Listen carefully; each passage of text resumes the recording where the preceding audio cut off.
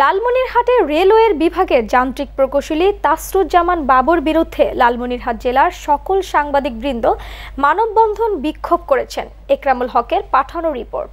১ December উক্ত কর্মকর্তার দফতরে ঢাকা পোস্টের সাংবাদিক নিয়াজ আহমেদ শিপন সহ ৩ জন সাংবাদিক তথ্য সংগ্রহের জন্য গেলে তথ্য না দিয়ে হুমকি ও গালিগালাজ করে অফিস থেকে বাহির করে দেন। এর প্রতিবাদে বুধবার মানববন্ধন ও বিক্ষোভ করেছেন জেলার সকল সাংবাদিকবৃন্দ।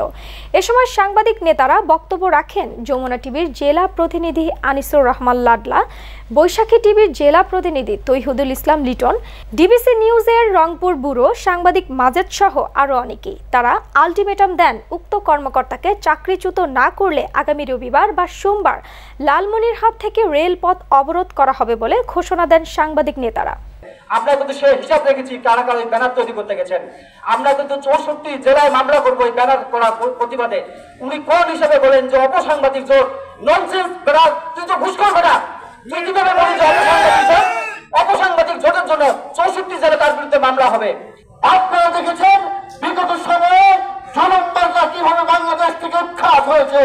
সুতরাং কোন অপশক্তি, কোন দোষর, কোন দুর্নীতিবাজ, দুর্নীতিপরায়ণ ব্যক্তি যদি ১৮ হেফাজত কিংবা জামায়াতের লেবাস আমি ট্রেনে ভ্রমণ করবো, পায়খানা অপরিষ্কার পাবো জানাবো কাকে? রেলের কর্মকর্তার কাছে আমি পাবো না।